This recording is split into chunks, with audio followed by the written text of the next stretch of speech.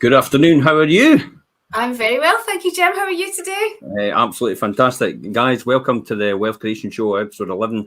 Today, we're actually going to be talking about with an expert. It's Linda Martin, and she's talking about property flipping. Or flipping property.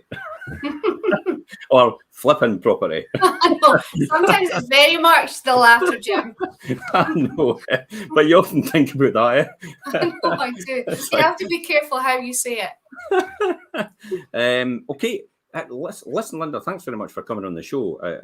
Guys, if you're out there, if you want to ask Linda any questions throughout the process, please feel free to do that. We've got her expertise and her time right now, and we'll talk about we'll probably start off with talking about her journey. Because I always keep saying that I'm nothing special.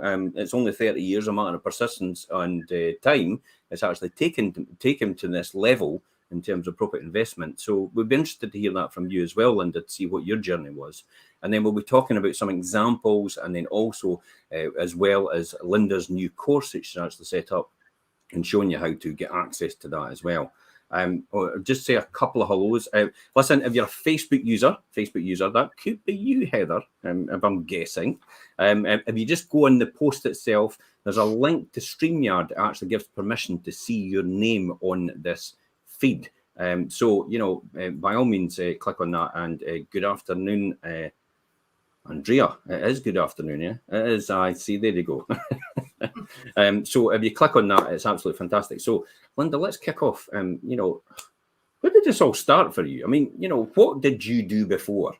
Okay. So before I started my business, I worked for insurance companies, and to go way back, after university, I went traveling, and I ended up in Australia. Yeah. And I did some work with an insurance company, working in there. Where was I? A domestic claims department. So I used to be involved with leaking showers, water damage, all that sort of lovely stuff with insurance companies. And then I just I kind of progressed from that smaller stuff up to working on much larger commercial type property risks, and some lots of good stuff. I was working on the Christchurch earthquake rebuild back in Wow. That was most recently back in 2011. But sadly, that part of the world is subjected to some quite major natural disasters, be it tsunamis, large tropical storms, and so on. So I would work with the insurance company and the policy holder to help them through a major catastrophe. So what that exposed me to was everything property and buildings related. It's a way to say that. You're bound to have got a wee bit of experience through what you were doing in terms of property. Was there thoughts going around in your head at that time about, I've got to invest in property, or was it just you were just doing day to day? Were you just where you are? When did these next stages come? For me, it was probably for an early age. I used to look at the top 100 richest in Britain and the rich list, and every single time they had things like pharmaceuticals and property. Yeah. Beverages and property. And Yeah. every single time, the top 100 most wealthy people in Britain was always and property. And I kind of, it was in the back of my mind. So what was it for you? I guess, way back then in the early days when I was in my 20s, probably, the last thing on my mind was, investing for the future, or my retirement, or how could I, build a nest egg, if I'm really honest. But I'm sure a lot of people in their 20s that's where you are at that time in your life. And then it really wasn't until I was in my sort of early 30s that I a bit like yourself, I started to become more financially aware, and did some reading on how I could make my pension work for me. And I guess being in Australia, I have a fund that was, tied up. The equivalent of an Australian pension is a superannuation fund. Yeah. And What sort of books? What sort of books were you actually reading then? so what did I read? So I read a lot with sort of Warren Buffett and the types of companies that you invest in, and I guess probably trying to think now. I guess I would just be I would read the newspapers more often. I guess, and bit like yourself, worked out fairly quickly that investing in property was the way to go. And at the same time as living in Australia, I would keep an interest on what was going on back home, back in Fife, and I would watch, the property prices increasing over the years. And similarly, the Australian property market within the past 20 years has just taken off. So I always knew that investing then in property was a wise thing to do. Yeah. Did you come up against any opposition from anybody round about you, maybe close people or anything like that? When you first started in this, was there any reservations from other people? Personally, for me, it was like, be careful, it could all fall apart. Yeah, very much so. I think a lot of people are quite reserved on, certainly when it comes to the flipping side of things. Sometimes you're almost out on your own because people say, "Oh, that's a little bit risky getting into that," or "Do you know?" Not now, but previously, "Do you know what you're doing?" And that type of commentary. But I think sometimes people are somewhat envious of other people who just decide to take the leap and go for it. Did you have any reservations? Was there anything holding you back? Did you? Because by the time, I'll give you a classic example. For me, it took me maybe about a year or something to realise that, because I used to say, why is nobody else doing this?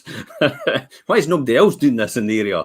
Why does nobody see what I see? And I'm surely can't be the first person. But evidently I probably was. So did you have any of that sort of feelings? I guess I've always been a believer that, you have to take chances in life, and you have to, so long as you have a plan B or a fallback position, then, what's the worst that can happen? Okay. So when you say take chances, I kind of look at them as calculated risks. Yeah, calculated risks, yeah. Because most people out there would say take chances is risky. And I know what you mean, but you really do mean calculated risks, don't you? Especially being in the insurance business. I mean, you will be used to probability analysis and risk analysis, won't you? Yeah, very much so. It's all about, when I say you take mitigated risks. So you'd work out that, you would look at everything always with, I guess, look at things in a way where if it was to all go wrong, what would you do? Would you still be okay at the end of it? How would you work around that? How would you what would your plan B be? So were you looking at full-time property? Because I had looked at, when I did it, it was like, well, if it all went wrong, I would still have my job anyway, because I ran it alongside what I did. So I never really needed to worry that much or be concerned about anything, because I always lived on my own income. So I lived on my own income, and everything I put in property actually stayed there. So I was never reliant on it. I never took anything out of it. How did you approach that? Well, I remember actually when I told my accountant what I had in mind, he said, "Oh no, don't do that." So that speaks to your previous point about some people being somewhat unsupportive. But I think that was because I didn't have an income to rely upon. This had to work for me. And worst case, if it didn't work, then I would go back to my job. I mean, how I approached it in the early stages was I worked out how much money I needed to live on for 1 year. And I mean, I don't live any lavish lifestyle. I don't, that's just not me. I'm not particularly materialistic. There's a familiar part, There's a familiar story about people that are extremely successful at what they do. They don't live these lavish lifestyles. And most people do you not feel that most people actually get to tend to see the people that live the lavish lifestyle, but they're actually few and far between, aren't they? Yeah, I mean, that actually makes me chuckle. And I think that, often the most wealthy people don't drive the nicest, flashiest cars because they're smart. They recognize that they need a car to get them from A to B, but it doesn't have to be top of the top of the range Mercedes or whatever. Just they need to have a car. Well, let's look at Warren Buffett, the person that you actually read his books. Warren Buffett, his suit is $100 suit out of Sears Roebuck, and he literally takes $100,000 a year out of his company, Berkshire Hathaway, and that's what he lives on. That's it. And he lives in a modest house, and he drives a modest car, and yet he's one of the richest men in the world. What does that tell us? Do you know, I actually love that because I'm a great believer in, you shouldn't judge a book by its cover. And just because someone's not driving the flashiest car doesn't mean to say that, they're not doing well. And I believe everybody, excuse me, everybody should have the same opportunities, chances in life. It's just what you make it, and don't judge anyone just because they don't drive the nicest car. We're all the same here. We can all achieve the same great things with the support, I believe, from other people. And it's actually quite a narrow-minded view of the world, I think. Yeah, but it is perception. Sorry, just clarify that. The narrow view of the world, when people think, oh, you have to. Yeah. You if you're not driving a flashy car, you're not doing well. Yeah, I knew exactly what you meant, Linda. Don't worry about it. And I think everybody out there will understand exactly what you meant as well. I know that for a fact, because the people that actually watch this actually understand the dynamics of how wealth's created and stuff like that. And it takes time and effort and patience more than anything over a long period of time, and it's not a get-rich-quick scheme. But property investment is potentially one of the best performing asset class ever. I can't find anything different, and this is why I like to speak to people like yourself to understand. I mean, you had said about you're living on a modest income and stuff like that. So what do you when you chuckle at other people and you see that, how do we get that across then to other people that that isn't what property investment, that isn't what wealth creation is all about? Yeah, I mean, I think that wealth can mean different things to different people. Oh, what do you? It means for wealth to me is all about time. And freedom of time, and being able to have investments work for you, which then frees up your time, which means that so for me, I am in the fortunate position now where I have my own company, I work for myself, and I can choose what I want to do with my time. I can pick up my kids from school every day if I want to. I can decide to have a longer lunch because I can. I could take holidays when I want to, and so on. So that for me is wealth. Yeah, it is. It is literally. I can't disagree with that at all. It's exactly how I think. It's the time. I mean, time is something you'll never ever get back. The minute it's just passed will never return, and you can't buy that back as a result.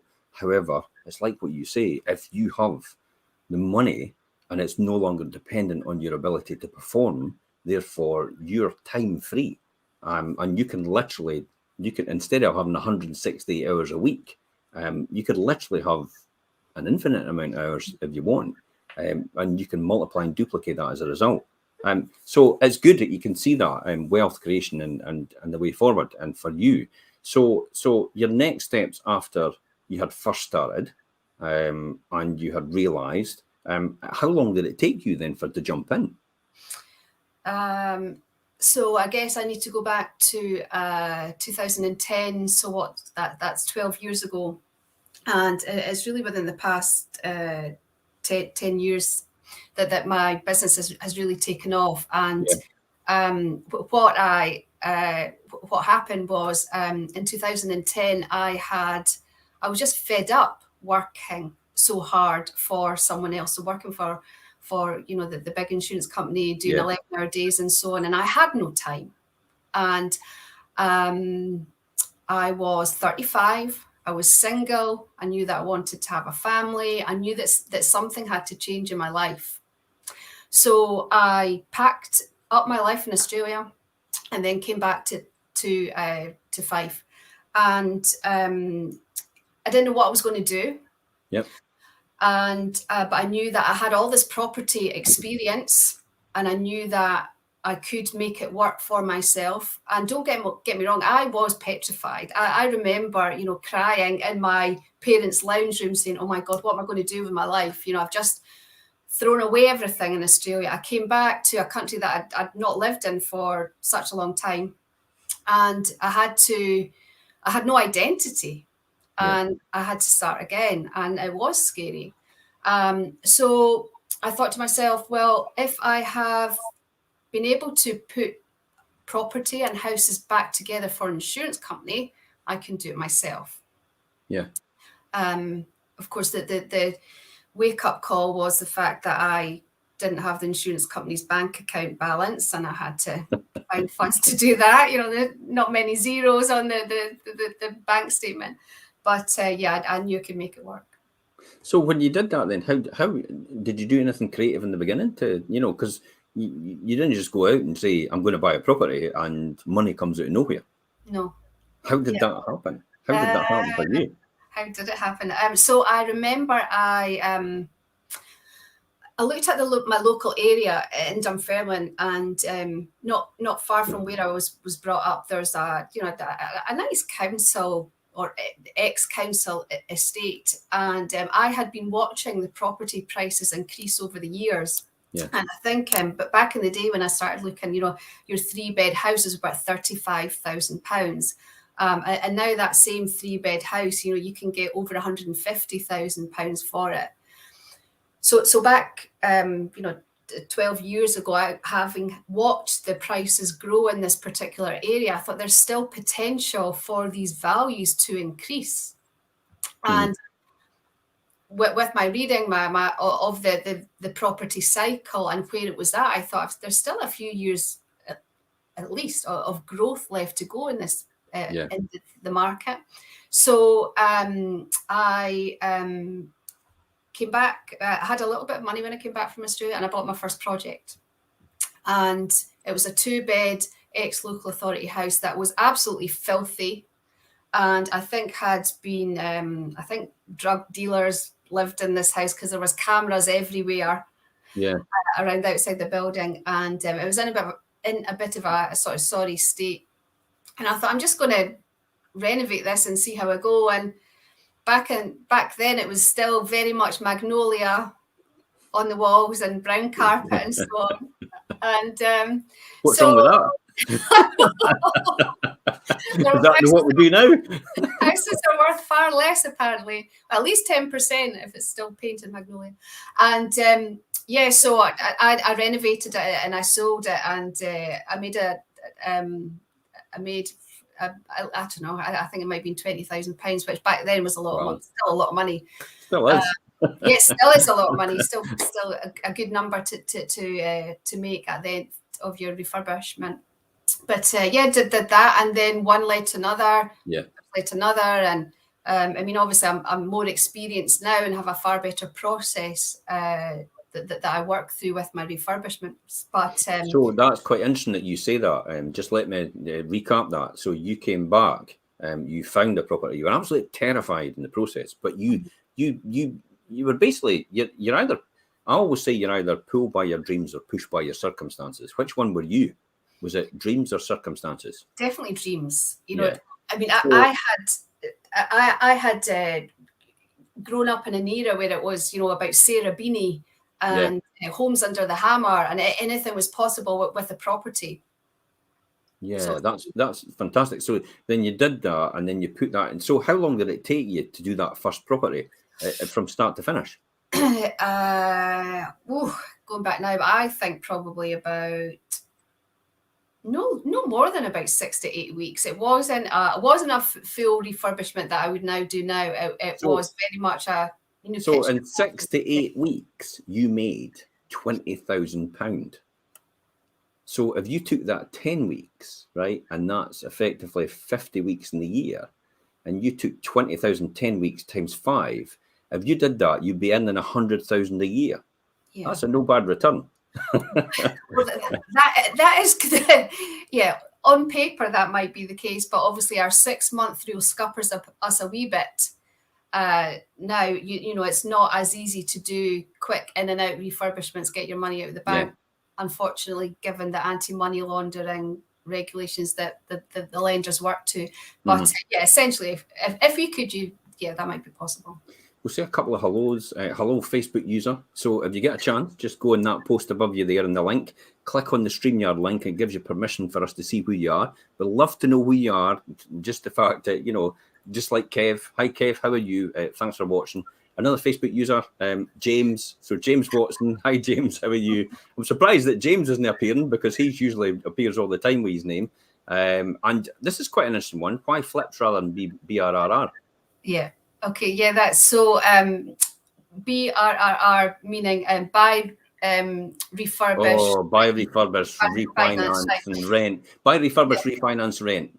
Yeah, look, I think that's a really good question, and it's something that I have done before. But the reason I prefer not to use that strategy is because you are dependent upon the market increasing and holding your asset to then only get your 75% back.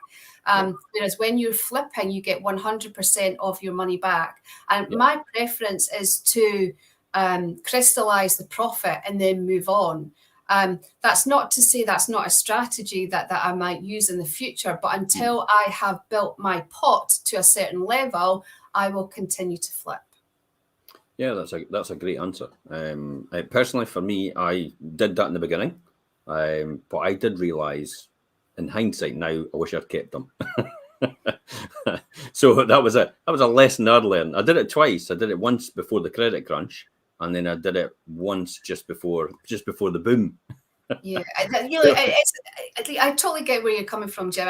And when I look to even the past 12 months, when we have seen significant growth within this market, a 2-bed house is now selling for what a 3-bed house sold just 12 months ago. Yeah, it's crazy, yeah. So I do think, I always have that slight remorse where I think, gosh, should I have kept that property?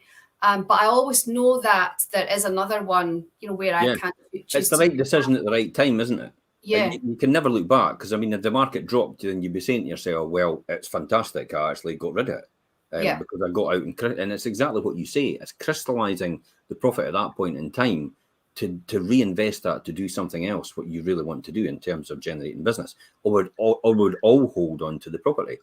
So it depends what you do at that particular point in time. For me, it was just releasing money because I wanted my daughter to get a deposit for her house and stuff like that.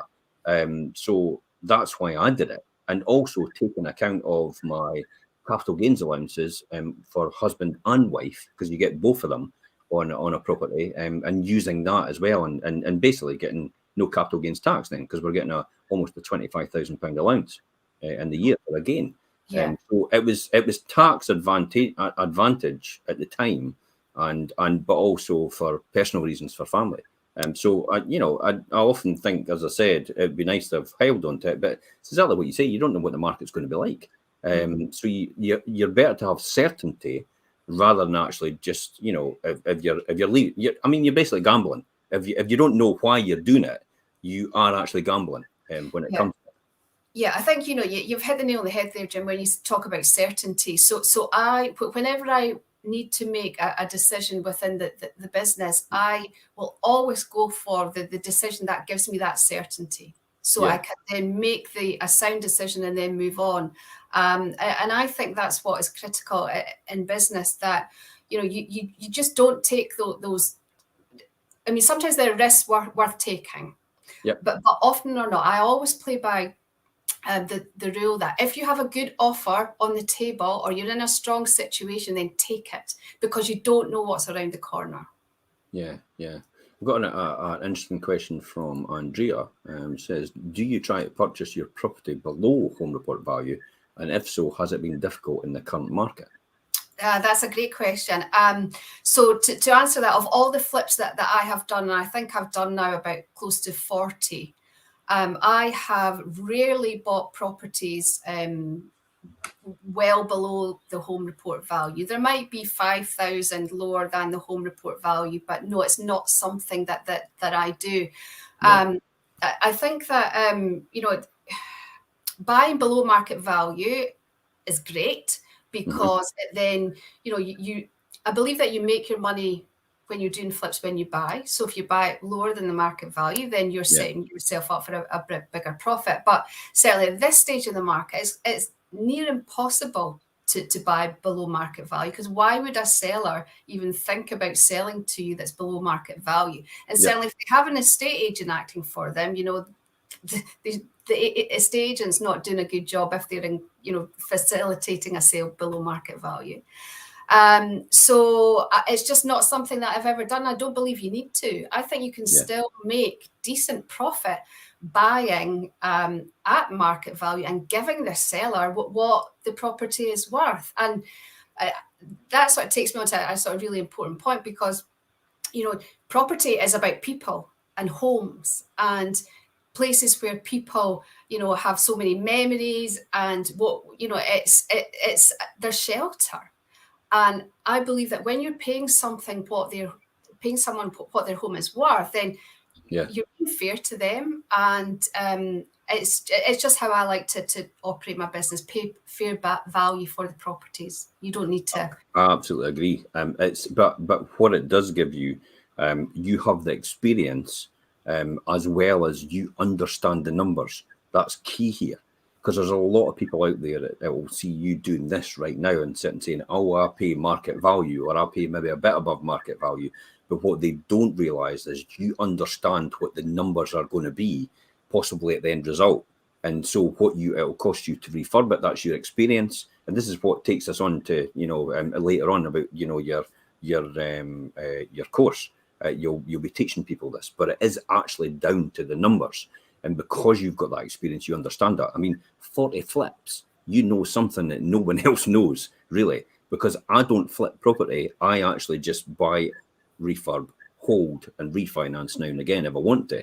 And that's my strategy. I don't purposely go to flip. So you've got a skill that I really don't have. Hence the reason why you're on the show, because I think it's a really good addition to other people out there. I can teach you that skill if you come onto my show, Jen. Actually, I'm considering it. So you want to go through some of the slides? Okay. Yeah. So this is you. This is me. We can move on from that one. So what was this one then? Oh, this is I think this is a really good example. This is something that I worked on it went on the market just when the market reopened last year. Can I just say as well, I need to give credit to the people who work with me and support me. I don't achieve all of this myself. I couldn't do this without the people that I work with. So this is a property in that same area I mentioned earlier. This is in Dunfermline, and ex-local authority, council house, 3-bed house. I paid market value, home report value for this property, and a lot of money was spent on this project. To put it into context, there's about, I think the refurb cost came in at £25,000. So a lot of that went on the exterior. I always believe that is money well spent to create give the property a nice external appearance. That property had the rough casting redone, all new windows, new doors, wall painted, obviously all the chips down outside, nothing too much with the driveway done. But that was certainly, I wanted to make it eye-catching from the street. For me personally, I don't, it's something I wouldn't have done, but you have that experience to understand that actually re-rough cast it and then repaint it. It makes it look a completely different property. I get that get that straight away now. Then now that I see it on your Facebook pages and that, and your Instagram pages. So just to tell everybody out there, Linda's Instagram page is on this post, and also her email address if you want to contact her direct as well. So is this the same property we've ripped inside out? No, this is a different, excuse me, a different one. So this was a project that it was actually held up because of the lockdown and everything last year. But the slide that, if we look at the slide at the left-hand side, there's what the kitchen looked like to start with. And the centre of the shot there, that was the amount of rubble and waste that came out of that. Believe it or not, there was actually a wall to the left-hand side. Yeah. And I don't know why there was so much old masonry there, but anyway, we ripped it out. And then the right-hand side was the kitchen. And actually behind where that oven is, at the right-hand side of the shot, we created a downstairs WC.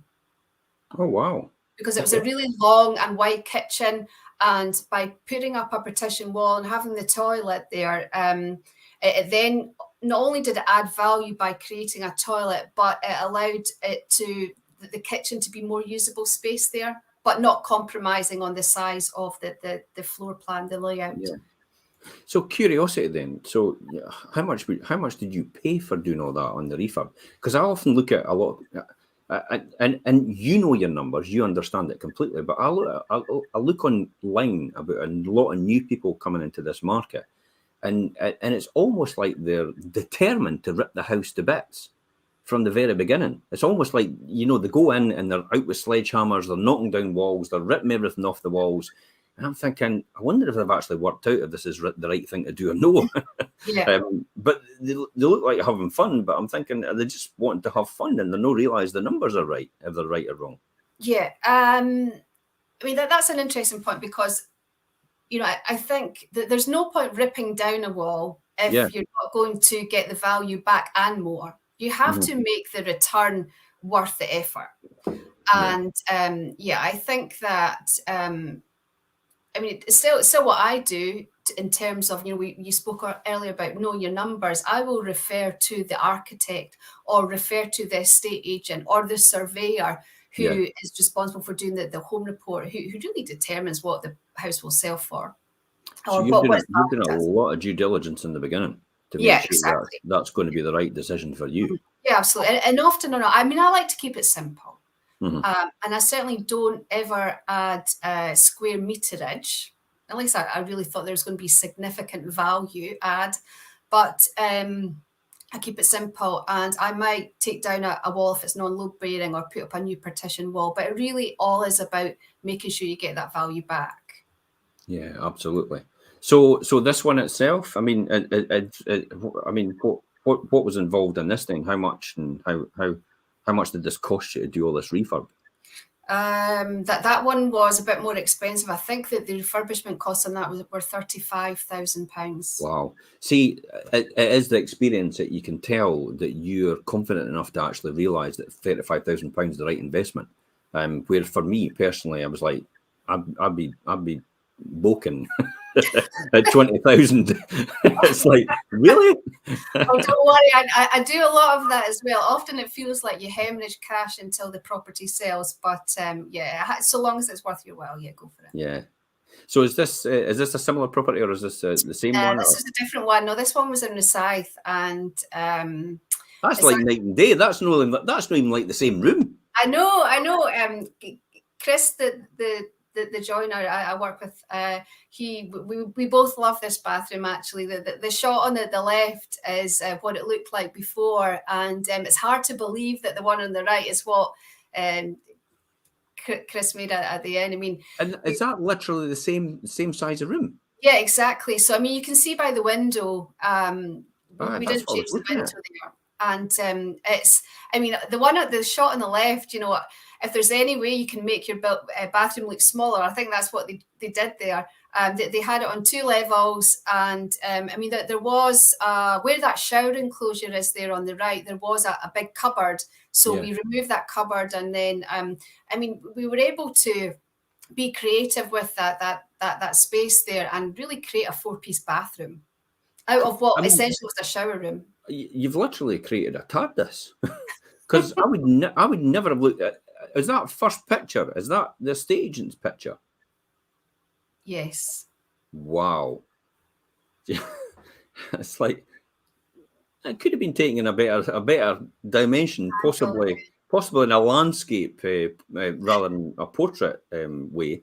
But then you get what you pay for at the end of the day, and it's your bonus as a result of that, because then you could see that opportunity to actually add complete value. I mean, just that bathroom itself and replacing that is like, wow, I would never have thought that would have fitted in there looking at that photograph. Yeah. And I should say as well, although we're talking about, a large number to do a renovation, that this particular bathroom here didn't, I never use really expensive high-end fittings. Yeah. I don't think you need to. So yeah, it long looks as, like it. Yeah, no, that's not particularly expensive. I mean, that wall hung basin there is obviously not your budget range, but a standard closed couple toilet there and bath and the enclosure. And it's all about, I think, being smart with the design choices, a bit creative, with a little bit of paint color there, and accessorizing as well, little print or towels, toilet roll holder, that type of thing. So, do you think you've got a creative flair then? I probably have something I maybe lack. No, I'm probably very harsh on yourself there, Jim. No, Magnolia and white skirts and faces. Remember. But at least you agree that they're not in. They're still no longer in. The short answer, I'm probably more creative than I used to be, but I'm very much self-taught. I don't have an interior design degree. I don't. I wouldn't say I'm professional, but I have learned that there are good ways of doing things, and there are not so good ways. And I think anyone can learn to do what I do. I mean, I copy other people's. Sorry, I shouldn't say other people's. I copy ideas that are accessible to everyone. So listen, it's the Chinese, it's the Japanese mentality. Just take what somebody else does, but make it better. And I've done it all my life. It's like you just take what somebody else is doing and you just make it better every single time, and it works. Yeah, no, 100%. So I also, the local suppliers that I work with, whether it's the plumbing merchant or even go to, it's going to be B&Q, I keep an eye on what's selling. So I will ask the local plumbing store, okay, so what's everyone buying? What colors are people into? What tile is, a good tile, not too expensive, but what people will like. And I think that's important to obviously appeal as much as possible to the person who's going to buy your house. Yeah, that's a great idea. That's a great top tip there. Straight away, you're going to the B&Q and just asking them what is the most popular thing, what does everybody like, and you're literally defining your audience and giving them what they want, and you've got a mass appeal because you're getting the most popular thing that they're doing. That's a great tip. I love that. Let's jump back to here then, and we'll pop on to the next one. So. Geez, again, this is like night and day. What on earth is that on the left-hand side? Well, I don't know actually, but it came down very quickly. So on the left there, it provided no function or purpose. It was almost like you would expect there to be, there might have been some kitchen cupboards on the other side, but it really made the space feel closed in and small. And there were smokers in this property, and it was there's lots of nicotine staining, and was kind of disgusting to work in at first, to be honest. But then on the right hand side, you can see by opening up the space and providing that sort of open plan design concept, which a lot of people like, especially young families, which is who this house really was the target market for this property, by creating that dining. It's a big thing for us. It's the American sort of thing about opening everything up and having everything in one living place. Yeah, I mean, I personally like a little bit of separation and being able to close the doors and get away from all the the noise and stuff. But again, I think it works in this space to have at least the kitchen and dining part open together. Absolutely. Yeah, so it's again, as you say, it's really satisfying taking something that's pretty yucky and making it into an amazing space. Yeah, brilliant. Okay, so right, okay, top tip here: first impression and curb appeal. That's really what it comes down to, isn't it? Yeah. So what could you say to people about first impression and curb appeal? Why is it so important? Okay, so first impressions are so important because apparently, and I've got nothing to back this up other than it's something I read years ago. When someone is deciding to whether they will buy a house or not, they make that decision within the first 30 seconds. Yeah, it's probably less now. Less now, okay. They almost make that decision on the internet before you actually genuinely. It's because we know that through photographs. Yeah, and the same with social media. You've literally got 0.3 of a second to catch somebody's attention scrolling through you. Yeah, I quite believe that actually, because we're now, in a world where if it's not grabbing someone's attention, instantly they scroll past and then they can miss it, can't they? Yeah. So first impressions, you can see the same property. With this particular property, the windows were still in really good condition, and I wouldn't normally work with oak windows, but they were too good to take out. Mm-hmm. And also because windows are one of the first items that you need to get in a property. This was the project that we were trying to work on through the lockdown and so on. It was just easier to keep these windows and then work around it to choose complementing colours for the exterior. So it gave the wow factor from the curb. I noticed you took away that vestibule at the front, the porch. Yeah. I mean, that's in my mind, that's quite a brave decision because theoretically, you're always in the mindset of if you take away something that somebody can use, then you're devaluing a property. But that doesn't seem to be the case. Yeah, I have to say it did cross my mind about why on earth I decided to take that down because it was a bit of a pain, to be honest. It was removing waste and rubble can be expensive, and of course when that came down, there was a lot of waste that we had to take away. And then we, you see there, sort of, we reconfigured the stairs too. But and you probably can't tell from that shot on the left there, but the blacksmith did a really nice, intricate design. A great guy, an apprentice blacksmith, did a cracking job for us there. And it was a risk, but I think it gives it the wow factor. Yeah, absolutely. I mean, it doesn't look even the same property, to be honest. And that's the great thing about it. One of the things I actually saw, actually really blew me away in the beginning. I remember you put a property on, and it more or less went for double what any property is going for on that street. And I was like, what? How is that possible? So this is the and that stuck with me for over, I think, a year and a half or something like that. I remember it going on, and I Which thought, one was that? I honestly can't remember, but I remember you had done it inside, and I looked at the pictures and went, that's absolutely amazing. But I looked at the other properties in the street, and I thought, God, they're half the price. And I thought, how is that going to be possible? And then you announced it was sold. I went, oh my God. It's like, and I was saying everybody should be really jumping for joy in that street because you've just set a new price point for their properties and dragged all their property prices up as a result. Yeah. So I was amazed at that. That was one of the things that blew me away straight away about what you'd achieved. So let's look at some numbers. So let's look at this one. So this is what one? Okay, so this was a property in Rosyth that completed just in December, and I just sort of need to put a bit of a caveat around this one actually, because this was a difficult one because the sale fell through 3 times. So it's not all plain sailing when you're flipping houses, and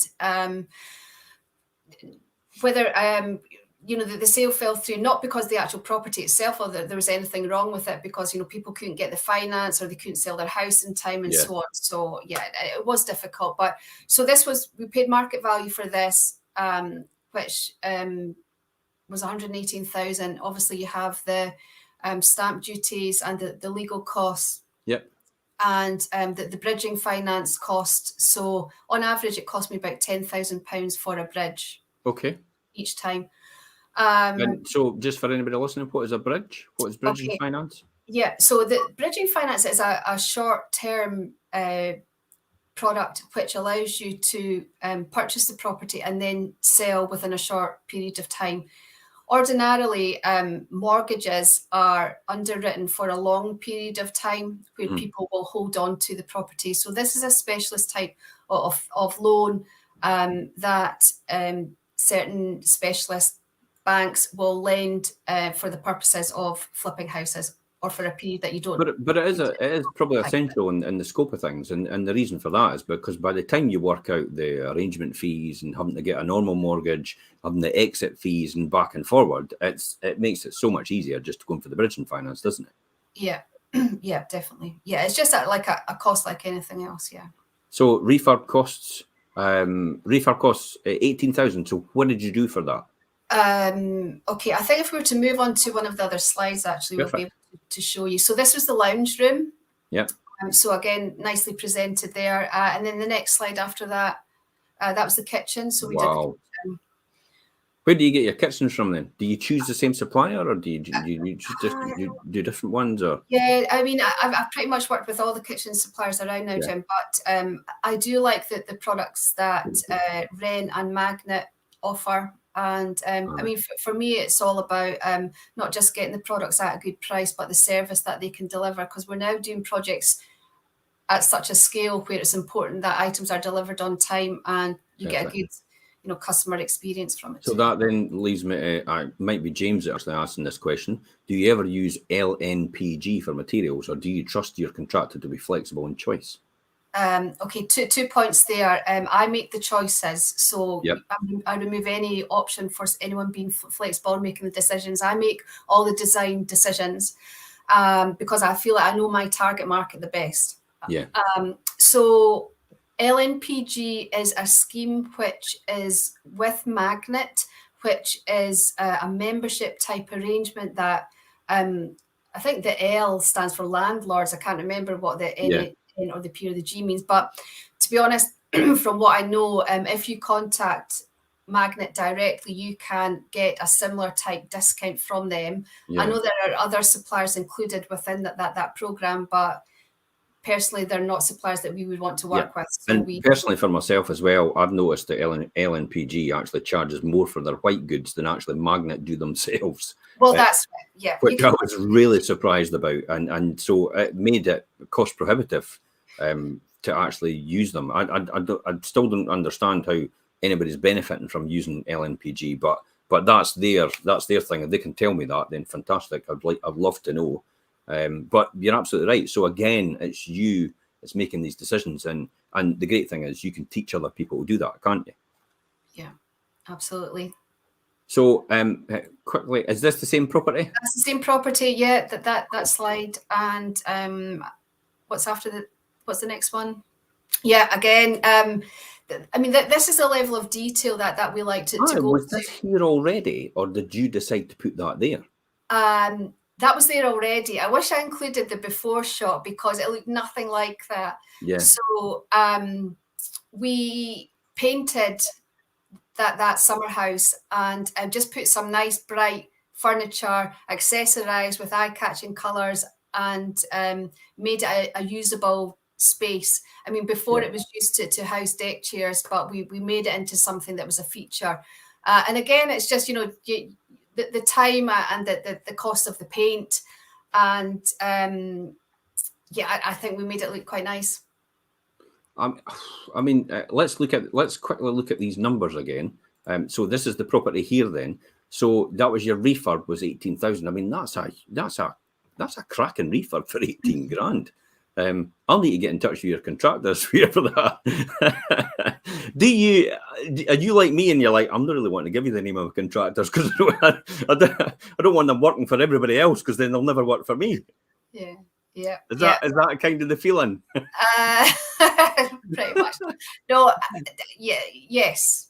I mean, we're a good team now, and it's taken me a few years to obviously establish that. And I still have my challenges when it comes to tradesmen, but it's about being smart with your money and setting up the trade accounts and to ensure that you keep costs to a minimum. And again, as I said before, you don't need to buy top end to make something look really nice and function just as well. I tell you what, you make it look fantastic. And it does look like top end, but I know you're saying that that's not the case.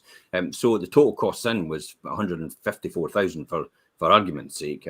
You sold it for 195,000, so you basically make over 41,000 profit on this property. How long did this property take you from start to finish? Well, that's the rub. I mean, that took 12 months, and that was because it's still 41,000 when you think about it. The average salary in Fife and in Scotland and in the UK is £30,000 a year, and you literally did this in that time, and you've never spent 35 hours a week every single week doing this property, have you? No, that's great. I mean, so sadly, so when you think about the number, but yeah. When you think about if you divide the 41,000 by the number of hours you spent on this and multiply it by the 35 hours a week that other people would work, your salary would be probably double that in essence, or maybe even triple that. So it just shows you that, what you're doing is a really good formula, and if you understand your numbers, it works extremely well as a result of that. Let's take you on to the final one then. So here's your top tips and fundamentals for success. So would you like to talk us through this? Yeah, okay. So price, it's important that you buy the property at the right price. As I said before, you don't need to buy below market value, but you need to not spend over the asking price, considerably over the asking price. But I believe that so long as you buy and sell in the same market, it actually doesn't matter, so long as you know your numbers. Yeah. Location. For me, I always choose properties which are in high demand. Yeah. So that I'll never be short of a buyer. I mean, as we know, we only need one person to buy a property, but it's important that we get the location right. I mean, I know other people who have had success in more rural areas, but again, not everyone, more people will want to live in a town closer to the town centre than in the countryside. So it's about fishing in the pond where there's the most fish. Yeah. Market, know your market. As I said, so long as you buy and sell in the same market, that's fine. But you also have to know what your market wants, what your target market desires, what your buyer will want in a house, so that they will be blown away when they come to view your project. Timing is a huge thing. Ideally, you want to be in and out as quickly as possible. As we said, we're a wee bit hamstrung by that 6-month rule now, unfortunately, but it's still important to do things as timely as possible. You want to be in and out with your refurb as quickly as possible. Yeah. Adding value is really, really important, because if you can find ways to add value, you will get a better price at the end. Yes, as we spoke about before, you need to, if you're going to go to the trouble of taking down a wall or adding a toilet, that type of thing, you have to make sure that you'll get the money back and more at the end. Ways that I will add value could be, creating an ensuite, taking down a partition wall to create that open space, and taking down a wall to create a driveway and so on. Will all add value. Finish and design. So the finish is so important, because I strongly believe that a high quality finish doesn't cost more. It's just attention to detail. Yep. But it can make the difference, and to whether you get a good price or an amazing price at the end. Presentation and staging, and this was something that I learned when I was in Australia, because the staging of a property is something that everyone does in Australia. So in Australia, people pack up all their furniture and then they move out. They move their stuff out, and then they live with the staging items Plus the properties on the market. So although when I stage my properties that the houses are unoccupied, I will make it look like a home. Wow. Okay. First impressions, as we said, people make it very quick decisions on whether they want to buy a property or not. And again, that's the same whether they're scrolling online or whether you first open the door and what they think when they walk in the door, because you only get one chance to make a first impression. Pressing the buttons. This is, I kind of laughed to myself at this one, because I think you have to press the buttons of the buyer and the decision maker. And I don't know whether it's widely accepted, but I think it's widely known that the decision maker when it comes to buying property in a couple situation, when it's a male and female, will be the woman. Yeah. And she has the final call. The man thinks it's him, but it's not really. The woman just lets them think it's him. I don't want to be sexist, but I've worked out that's what happens. And yeah, I know that. Yeah. So I think often when I come to design and present and stage the property, I will make sure I press the buttons of the female, and I will make say a bedroom, for example, a wee bit more feminine than if it was just a bachelor pad, for example. Perfect. Okay, so where can people find out about you then? Okay, so one of my favorite platforms is Instagram. So at Linda Martin Property. Yep. I do have a Facebook account, but if anyone wants to contact me directly, please do so on the Instagram direct messaging app. And I've got it in this post on here.